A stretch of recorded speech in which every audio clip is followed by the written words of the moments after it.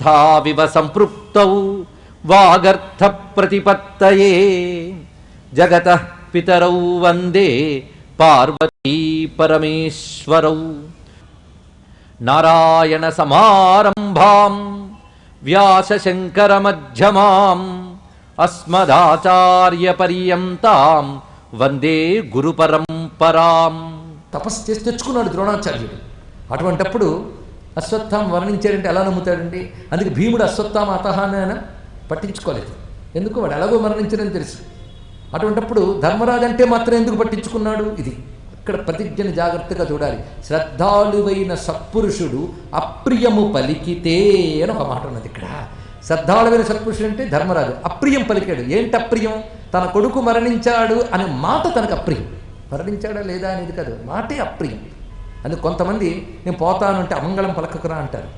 ప్రియమైన వాళ్ళ పట్ల అది ఉంటుంది. కనుక అప్రియమైన మాట వినడం చేత మహానుభావుడు తాను అస్త్రములు విడిచిపెట్టాడు. కానీ అప్పుడు కూడా విడిచిపెట్టలేదని మనం చెప్పుకున్నాం.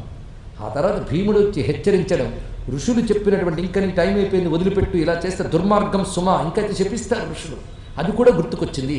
కేవలం ధర్మరాజు మాటే కాదు, ఋషులు చెప్పిన కర్తవ్యం, కృష్ణుడి యొక్క ప్రబోధం కూడా పనిచేసి ద్రోణుడు ఆ విధంగా ధనుస్సును అక్కడ విడిచిపెట్టి యోగం ద్వారా విడిపోయాడు. కానీ దుష్టజుమ్నుడు చేసిన పని మాత్రం చాలా అసహ్యకరమైన పని. దానితో మహానుభావుడైనటువంటి యుధిష్ఠిరుడు సంతాపం చెందాడు. అర్జునుడైతే ఛేదరించుకున్నాడు, నువ్వు చేసిన పని ఏం బాగులేదయ్యా దుష్టజుమ్న, ఏం బాగులేదు అంటూ అసలు మాకే చాలా బాధగా ఉంది. విద్య నేర్పినటువంటి గురువుని మేము ఈ విధంగా సంహరించవలసి వచ్చింది. ఏదైనా ఇది మా చరిత్రలో ఒక మచ్చలా ఉండిపోతుంది. ఈ విధంగా గురువుని చంపేమని ఘాతయిత్వాద్య రాజ్యార్థే మృతం శ్రేయో నజీవితం. ఒక్క రాజ్యం కోసమని గురువుని మేము సంహరించాం, తప్పు. చిరం స్థాస్యతి చ అకీర్తి త్రైలోక్యే సచరాచరే. మా అకీర్తి ఎలా ఉండిపోతుంది. ఎలాగూ అంటే ఇక్కడ ఉదాహరణ చెప్తున్నాడు అర్జునుడు. రామే వాలివధాద్య దేవం ద్రోణే నిపాతితే. ఇది మాట ఇక్కడ తెలుసుకోవాల్సింది. రాముడికి వాలివధ ఎలా మిగిలిపోయిందో లోకంలో మాకు ద్రోణవధ కూడా అలాగే మిగిలిపోతుంది అన్నాడు. ఇది అర్జునుడి మాటలను సూక్ష్మం. ఏమిటా మాట అంటే నిజానికి రాముడు వాలిని వధించిన అధర్మమా? ఇందుకే ధర్మ సూక్ష్మం అంటే డెఫినిషన్ మనం చెప్పుకున్నాం, గుర్తుందా? ధర్మశాస్త్రాల్లోనే డెఫినిషన్ ఉంది. ధర్మ సూక్ష్మం అంటే ఏమిటో. అధర్మంలా కనబడుతుంది కానీ అది ధర్మమే. ఒక్కొక్కప్పుడు సహజ ధర్మం కుదరనప్పుడు ఆపద్ధర్మం అనేది స్వీకరిస్తారు.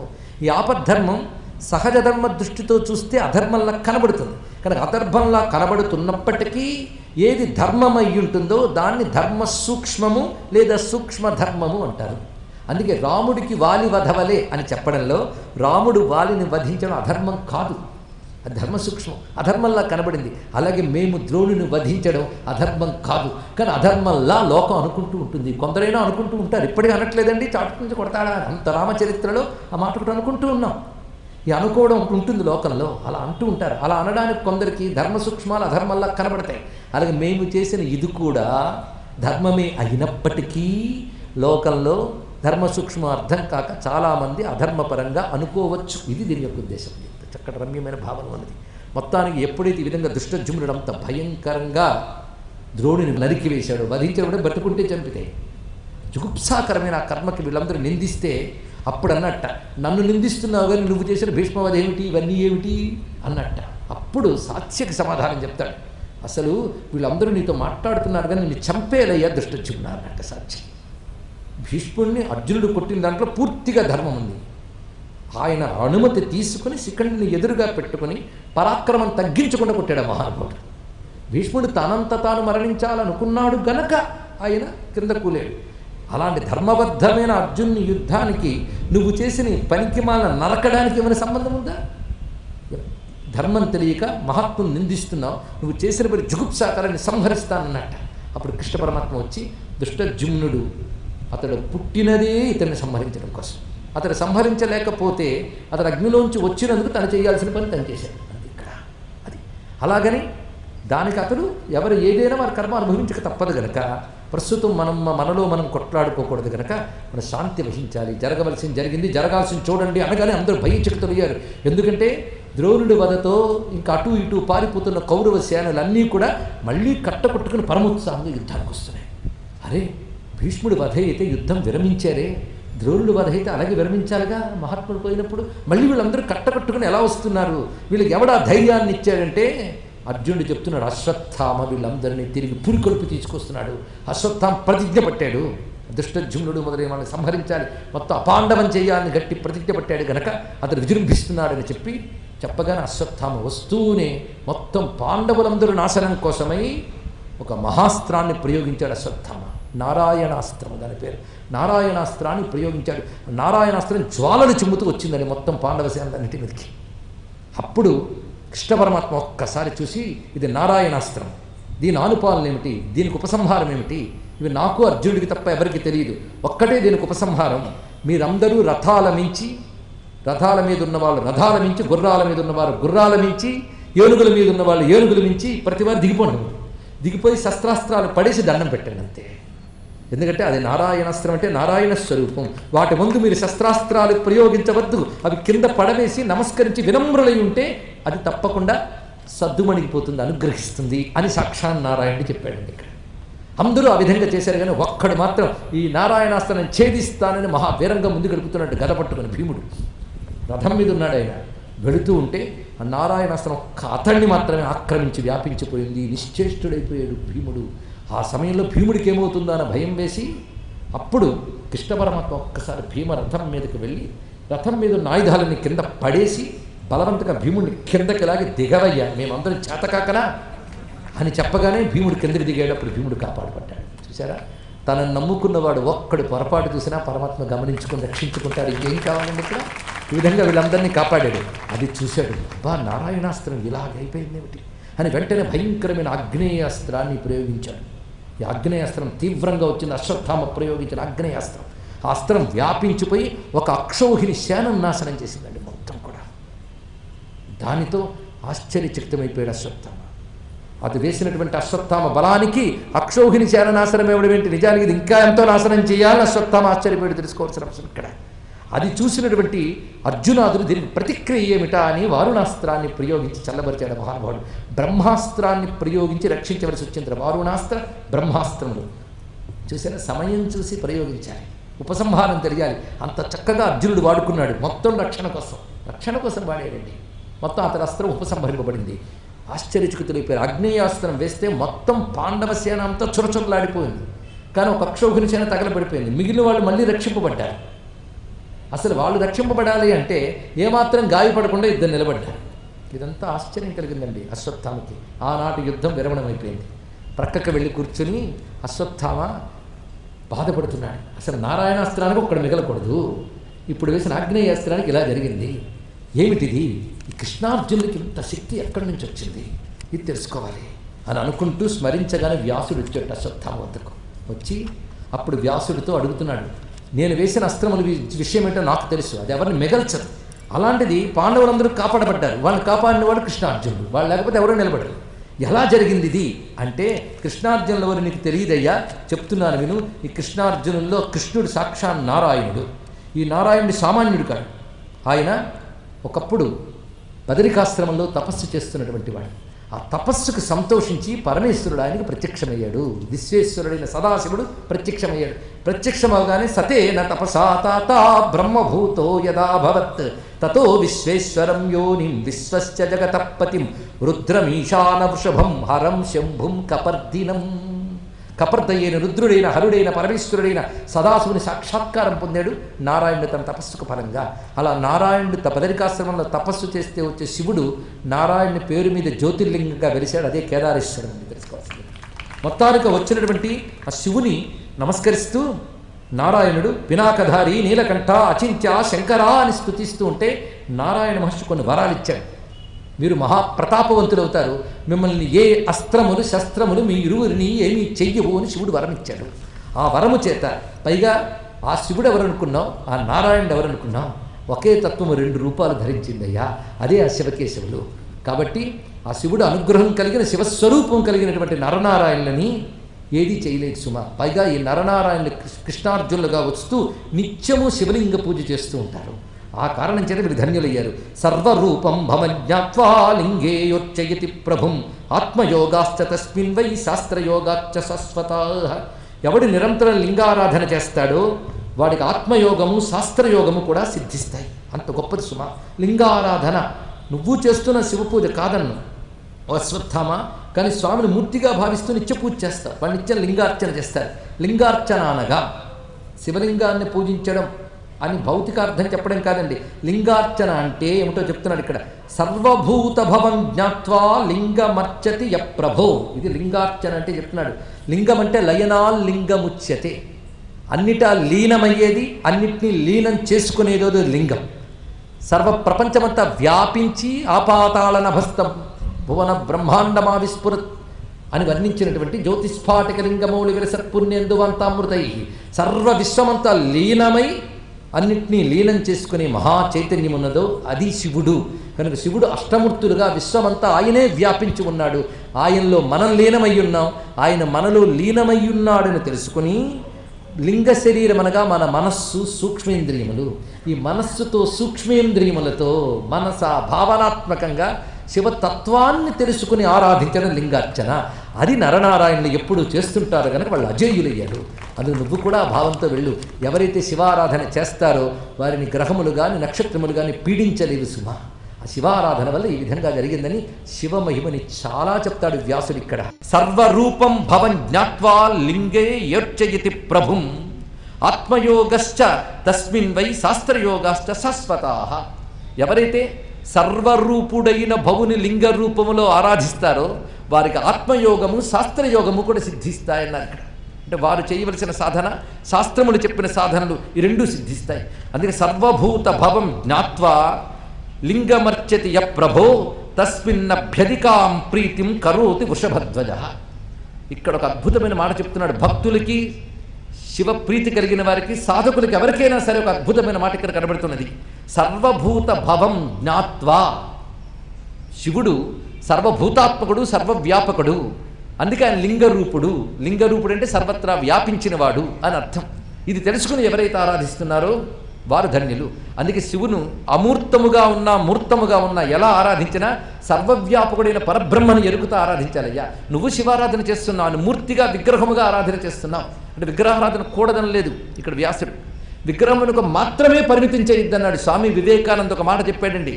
భగవంతుడిని విగ్రహంలో ఆరాధించడం తప్పు లేదు, కానీ భగవంతుడిని విగ్రహం మాత్రమే అనుకుంటే తప్పు అన్నాడు. ఇది మనం తెలుసుకోవాల్సింది ఇక్కడ. పరిమిత దృష్టిని విడిచిపెట్టి అపరిమితమైన శివతత్వాన్ని తెలుసుకోవాలి అని చెప్తే అటు తర్వాత మహానుభావుడైనటువంటి అర్జునుడు కూడా వ్యాసుని స్మరించాడు. అందరికీ కావలసిన వాడైనా ఆ వ్యాసుడు వారు వస్తే అర్జునుడు వ్యాసునితో ఏకాంతంగా చెప్తున్నాడు. ఇది చాలా కీలకమైన అంశం భారతంలో. సంగ్రామే న్యహనం శత్రుం సరోఘైర్విమలైరహం అగ్రతో లక్షయేయాంతం పురుషం పావక ప్రభం. ఓ వ్యాసదేవ, ఇదొక దేవరహస్యం అని నాకు అనిపిస్తున్నది. అది నీకు మాత్రమే నేను చెప్పుకుంటున్నాను. యుద్ధం చేస్తున్నప్పుడు మా రథం కదులుతూ ఉంటే మా రథానికి ముందు ఒక మహాపురుషుని నేను చూస్తున్నాను. ఆయన ఎలా ఉన్నాడు అంటే అగ్రతో లక్షయే యాంతం పురుషం పావక ప్రభం. అగ్ని వంటి కాంతులు వెదజల్లుతూ ఉన్నటువంటి ఒక మహాపురుషుడు దర్శనమిస్తున్నాడు. అతడు మా రథానికి ఎదురుగా లేడు, మా రథం ఏ దిక్కు వైపు తిరుగుతుందో అటున్నాడు. అంటే నేను కృష్ణుడు ఏ దిక్కు వైపు యుద్ధం చేస్తున్నామో ఆయన ఆ దిక్కు వైపు ఉన్నాడు. అంటే ఇక్కడ ముగ్గురు ఉన్నారు, నేను కృష్ణుడు ఆయన. ముగ్గురికి లక్ష్యం ఒక్కటే. కానీ చిత్రం ఏంటంటే నేను ఎవరిని సంహరించదలుచుకున్నానో వారిని నాకంటే ముందు ఆ పురుషుడు సంహరించాడని నేను చూశానయ్యా అన్నాడు ఇక్కడ. జ్వలంతం శూలముజ్జమ్య యాం దిశం ప్రతిపద్యతే తస్యాం దిశి విదీర్యంతే శత్రువో మే మహాముని. ఏ ఏ శత్రువులు నేను సంహరించదలుచుకున్నానో వాళ్ళని ఆయన త్రిశూలం ఎత్తి పట్టుకుని వాళ్ళ వైపు చూడగానే ఎత్తిన త్రిశూలం నుంచి వందల కొలది వేల కొలది శూలములు వెలికి వచ్చి నేను సంహరించదలుచుకున్న శత్రువుల్ని అవి సంహరించాయి. సంహరించబడిన వారిపై నేను బాణములు వేసానే తప్ప నేను ఎవరిని సంహరించలేదయ్యా. ఈ మాట చెప్తున్నాడు ఇక్కడ అర్జునుడు. ఇది రహస్యమైన అంశం. తేన భగ్నాన్ అరీన్ సర్వాన్ మద్భగ్నాన్ మన్యతే జన. ఆయన చేత సంహరింపబడిన వారిని మద్భగ్నాన్ మన్యతే జన. నేను సంహరించాను అందరూ అనుకుంటున్నారయ్యా. ఇంతకీ ఆ మహాపురుషుడు ఎవరు? భగవన్ తన్ మమాచక్ష్వ కోవైస పురుషోత్తమ. ఆ పురుషోత్తముడు ఎవడు? శూలపాణి ఎవడు? పైగా ఆయన వెళుతున్నప్పుడు నేను గమనించాను, మానవుడు అనడానికి లేదు. నా పద్భ్యాం స్పృశతే భూమి, ఆయన పాదములు భూమిని తాకటం లేదు. నచ శూలం విముంచతి, పోనీ శూలాన్ని విసురుతున్నాడు, విసరట్లేదు, చేతిలోనే ఉంది అక్కడ. మరి శూల సహస్రాన్ని, ఎత్తిన శూలం నుంచి వేల కొలది శూలములు వస్తున్నాయి. అని అనగానే వ్యాసుడు ఒక్కసారి మందహాసం చేసి ఆయన ఎవడో చెప్తున్నాను విను అంటున్నాడు. ప్రజాపతీనాం ప్రథమం తైజసం పురుషం ప్రభుం భువనం భువన్ దేవం సర్వలోకేశ్వరం ప్రభుం ఈశానం వరదం పార్థ దృష్టవానసి శంకరం. నువ్వు చూసింది సాక్షాత్ శివుడు పరమేశ్వరుడు, ప్రజాపతులకు ప్రథమమైన వాడు, భూర్భువస్వరాత్మకమైన జగమంతా వ్యాపించినవాడు, సర్వలోకేశ్వరుడు. అతడు ఈశానుడు, అతడు వరదుడు. తంగచ్చ శరణం దేవం వరదం భువనేశ్వరం. సర్వభువనములకు ప్రభువైన ఆయన్ని నువ్వు శరణు వేడు, ఆయనే దిక్కుగా ఆరాధించు, ఇది నీ కర్తవ్యం. మహాదేవం మహాత్మానమీశానం జటిలం విభుం త్రియక్షం మహాభుజం రుద్రం శిఖినం చీరవాససం మహాదేవం హరం స్థానం వరదం భువనేశ్వరం జగత్ప్రధానం అజితం జగత్ప్రీతిమజీశ్వరం. ఇక్కడ శివతత్వాన్ని అద్భుతంగా వ్యాఖ్యానిస్తూ అలాంటి శివుని ఎవరైతే ఆరాధన చేస్తారో అటువంటి వారికి అసాధ్యమనేది ఉండదు సుమ. ఈదృశైస్స మహాదేవ పూజ్యమానో మహేశ్వర సశివ తాత తేజస్వి ప్రసాదాద్యాతి తెగ్రత. ఆయన నీ ఎడల అనుగ్రహం కలిగి నీకు తన దర్శనాన్ని ఇచ్చాడు. ఎందుకంటే నువ్వు ఆయన కోసం తపస్సు చేసావు, కృష్ణుడి వాడవని నీకు ఆ దర్శనాన్ని ఇచ్చాడయ్యా. తస్మిన్ ఘోరే సదా పార్థ. అంతేకాదు ఆ స్వామికి 2 రూపాలు ఉంటాయి సుమ. ఒకటి ఘోరము, ఇంకొకటి అఘోరము. ఘోరాచాన్య శివాచాన్య. ఒకటి ఘోరమైనది, ఇంకోటి అఘోరమైనది. ఒకటి తీవ్రమైనది, ఇంకోటి ప్రసన్నమైనది. ఈ రెండిటితోనే ప్రపంచమంతా ఆయన వ్యాపించి ఉంటాడు.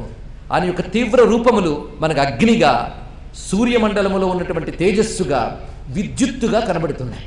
ఆయన సౌమ్య రూపములు మనకి జలముగా, చంద్రునిగా, వెన్నెలగా, చల్లదనముగా గోచరిస్తున్నాయి. కనుక వేడిమి తీవ్రత అంతా కూడా ఆయన ఘోర రూపములైతే, సౌమ్యత అంతా ఆయన యొక్క అఘోర రూపములు. ఈ ఘోరాఘోర రూపములతో వ్యాపించిన వాడు ఆ పరమేశ్వరుడే. ఇది తెలుసుకుని ఆ శివుని ఆశ్రయించు, తరించు. ఎవరైతే శివారాధన చేస్తారో వారిని ఏ గ్రహములు బాధించలేవు సుమ. పైగా వాళ్ళ ఆయురారోగ్యాలతో ధన్యులవుతారు. అందుకే శివుని మరొక ఆరాధించు. పైగా నీకెందుకయ్యా దిగులు, నీకు కృష్ణుడున్నాడు, ఆ కృష్ణుని అనుగ్రహం నీకున్నది అని చెప్తూ శివకేశవుల దయ నీకున్నది అని ఒక్కసారి ఆశీర్వదించి వ్యాసుల వారు అంతర్ధానమయ్యారు. ఇది నిజానికి ఇక్కడ ఈ మాత్రం నేను చెప్పి ఊరుకున్నాను సమయాభావం చేత, కానీ ఇక్కడ ఒక 100కు పైగా శ్లోకాలు ఉన్నాయండి. ఈ శ్లోకములు కానీ పారాయణ చేస్తే వేదముల్లో చెప్పిన రుద్ర నమక మంత్రములన్నీ పారాయణ చేసిన ఫలితం ఇక్కడ లభిస్తుంది. ఈ అధ్యాయం పేరే శతరుద్రీయ అధ్యాయం లేదా శ్లోక రుద్రం అని పేరు. ఎందుకంటే వేదములో చెప్పిన రుద్రమంత్రాన్ని వాళ్ళు పలకాలి అంటే దానికి అనేక అధికారములు, అర్హతలు, స్వరాది నియమాలు ఉన్నాయి. ఆ నియమాలేవి లేవు, అధికారములు లేవు. మేమెలా తరిస్తాం అంటే వ్యాస భగవానుడు ఇక్కడ శతరుద్రీయ మంత్రాలని శ్లోక రూపంలో ఇచ్చాడు. దాన్ని ఆ వ్యాసుడే అర్జునుడికి బోధించాడు. ఇది తెలుసుకోవాల్సింది. దీన్ని బట్టి మహాభారతం వేదాల్లో మనం అందుకోలేని అనేక రహస్యాలని మన నిత్య పారాయణ చేసుకోవడానికి శ్లోక రూపాల్లో ఇచ్చిందని మొదటి రోజు నుంచి చెప్పుకుంటున్న వాడని మరొకసారి స్మరించుకోండి. పైగా ఇక్కడ శివకేశవుల అనుగ్రహం నీకు ఉంది అన్నాడు. ఇందులో ఒక చిత్రమైన అంశం ఉన్నదండి. నిద్రపోక ముందు అర్జునుడు ఏం చేశాడు, కృష్ణుడు అర్జునుడి చేత ఏం చేయించాడు, ఒక్కసారి సన్నివేశం గుర్తు తెచ్చుకోండి, మీ జ్ఞాపక శక్తి పరీక్ష. అప్పుడు శివ పూజ చేయించాడు. శివ పూజ చేసిన తర్వాత ఆ శివునికి పూజ చేసి కొన్ని పుష్పములు, దళములు కృష్ణునిపై వేశాడు. ఆయన పైకి కృష్ణునికి ఉపహారం ఇచ్చాట. తర్వాత నిద్రపోయిన తర్వాత కృష్ణుడు స్వయంగా ఆయన సూక్ష్మ శరీరాన్ని తీసుకువెళ్ళి కైలాస పర్వతం వైపు అర్జునుని తీసుకువెళ్ళగానే శివుడు దర్శనమిచ్చాడు. అక్కడ ఒక ఆశ్చర్యకరమైన అంశాన్ని చెప్తాడండి. ఆ దర్శనమిచ్చిన శివుని చూసినప్పుడు తాను కృష్ణుని దగ్గర ఏ ఉపహారం పెట్టాడో, ఏ పువ్వులు పెట్టాడో శివుని దగ్గర కనబడ్డాడు. ఇక్కడ అది ఆశ్చర్యకరమైన అంశం. ఇది చెప్పడంలోనే కృష్ణార్పణం శివార్పణం అని 2 లేవయ్యా, ఏది చేసినా ఒకడికే అందుతున్నాయి. ఇది హరిహరాత్మకమైన తత్వమే మహాభారతం మనకు బోధిస్తున్నది. ఈ కీలకాన్ని మొత్తం భారతాన్ని అనువదించినటువంటి ఏ ఒక్కరూ పట్టుకోలేకపోయారు. ఆ కీలకాన్ని పట్టుకున్న ఘనత తెలుగువాడికే దక్కింది, మన తిక్కన గారికి దక్కింది. శ్రీయన గౌరీ నాబరగు చల్వకు చిత్తము పల్లవింప భద్రాయుతమూర్తియై హరిహరం బగు రూపము దాల్చి విష్ణు రూపాయ నమశివాయ అని పల్కెడి భక్త జనంబు వైదిక ధ్యాయితకిచ్చమిచ్చు పరతత్వము గొల్తున్న భీష్ట సిద్ధికి అన్న మహానుభావుడు తిక్కన గారు ఈ కీలకాన్ని పట్టుకు చెప్పారు. అందుకే శ్రీ విష్ణు రూపాయ నమశివాయ జపం చేస్తున్నారుగా. మహాభారత యుద్ధం ఎవరు చేశారు? అర్జునుడా? నిమిత్త మాత్రం భవసభ్య సాచన్. ఇక్కడ మళ్ళీ తర్వాత మనం వెళ్ళం గనక తర్వాత ఆ పర్వాల్లో అంశాన్ని కూడా ఇక్కడ దగ్గర తెచ్చుకోవాలి. అశ్వమేధ పర్వంలో స్వయంగా కృష్ణుడితో ఈ ప్రస్తావన చేస్తాడు అర్జునుడు. నేను వ్యాసుని అడిగాడు, నాకు చెప్పాడు, నువ్వైతే మరికొంత వివరిస్తావని నిన్ను అడుగుతున్నాను అని అడిగితే కృష్ణుడు కూడా వివరిస్తాడు. తం విద్యు రుద్రం కౌంతేయ దేవదేవం ఉమాపతిం. అతడు రుద్రుడు ఉమాపతి దేవదేవుడిని తెలుసుకో. భజస్వ సర్వభావేన, నువ్వు ఆయన్ని సర్వాత్మన శరణు వేడు, ఆయన భక్తుడివి కా అన్నట్ట కృష్ణుడు అంటూ నిహతాన్ తేనవై పూర్వం, అతడే అందరినీ సంహరించాడయ్యా అన్నాడు. కానీ మనం జాగ్రత్తగా చూస్తే భగవద్గీతలో నువ్వు చంపేదేమిటయ్యా, వీళ్ళందరూ నేను ఎప్పుడో చంపానన్నాడు. పైగా ఆయన చూడండి, ఎవరెవరిని ఉపాయంతో చంపాడో వాళ్ళ పేర్లే చెప్తాడు విశ్వరూప సందర్శన యోగంలో. మీరు జాగ్రత్తగా చూశారా? ద్రోణంచ భీష్మంచ జయద్రథంచ కర్ణం తదాన్యాన్యపయోధ వీరాన్ మయా హతాన్ త్వం జహిమా వ్యధిష్ఠా యుద్ధస్వజేతాసి రణే సపత్నాన్. అక్కడ పదం పట్టుకోండి.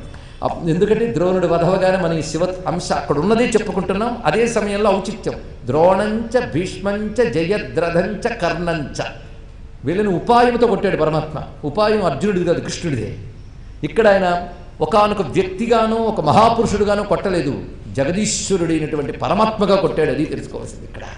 అందుకే వాళ్ళ పేర్లే చెప్పాడు. వీళ్ళని ఎప్పుడో నేను చంపాను, మరి నువ్వో నేను చంపిన వాళ్ళ మీద బాణాలు వేసి కీర్తి నీకు ఇస్తాను పో అన్నాడు. అక్కడేమన్నాడు? నిమిత్త మాత్రం భవసవ్యసాచిన్ అన్నాడు. ఇక్కడ మయాహత, వాళ్ళందరూ నా వల్లే చంపబడ్డారు. ఇప్పుడు ఏం చెప్తున్నాడు? నిహత అంతేన వైపూర్వం, వాళ్ళందరూ శివుడి చేత సంహరింపబడ్డారన్నారు. ఇప్పుడు ఏదో ఒక మాట చెప్పండి, రెండేమిటి? రెండు నా మాటలు కావు, రెండు వ్యాసుడి మాటలు. కానీ రెండు మాటలు కావు. అక్కడ నా చేత అన్న కృష్ణుడు, ఇక్కడ అతని చేత అన్న శివుడు, రెండు ఒక్కటే అనేది వ్యాస తాత్పర్యం. ఇది మనం తెలుసుకోవాల్సినటువంటి అంశం ఇక్కడ. ఈ విధమైన దివ్యమైన అంశాన్ని ప్రస్తావన చేయడం జరిగింది. మొత్తానికి ద్రోణవధ అయిపోయిన తర్వాత, అశ్వత్థామ చేసిన ఈ ప్రతాపమైన తర్వాత రుద్రమంత్రములతో శాంతింపజేశారు ద్రోణపర్వాన్ని. ఇది తెలుసుకోవాల్సింది. పైగా ఈ అధ్యాయానికి ఫలములు ఎక్కువ చెప్పారు కనుక ధన్యులమయం.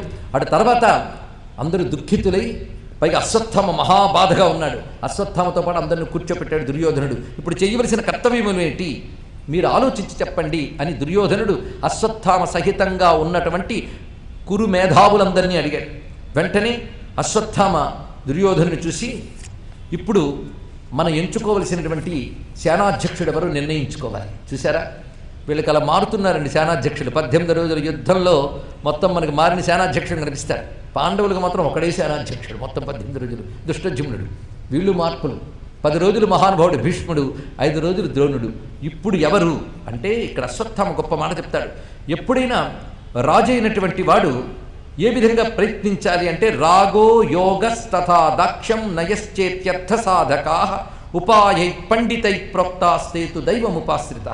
ఎప్పుడైనా ఎలాంటి వాళ్ళతో కార్యసాధన చెయ్యాలో చెప్తున్నాడండి ఇక్కడ. ముందు రాగము కలవారు అన్నారు. రాగము అంటే తనపై ప్రేమ కలిగిన స్వామి భక్తి పరాయణులు ఉంటే కార్యం సాధన అవుతుందట. ముందు ఉండవలసింది ప్రేమ అండి. అందుకని జీతానికి పనిచేసే వాళ్ళు కాదు, ప్రేమతో పనిచేసే వాళ్ళు ఉండాలట. అది చెప్తున్నాడు ఇక్కడ. అలా యుద్ధానికి కూడా అటువంటి వాళ్ళు ఉంటే పని సాధన అవుతుంది. రెండవది యోగం. యోగం అనగా ఉపాయము. ముందు రాగం, తర్వాత యోగం అన్నాడు ఇక్కడ. ఇక్కడ రాజనీతి శాస్త్రానికి సంబంధించిన మాటలు కనుక వేదాంతార్థాలు తీయద్దు ఇక్కడ.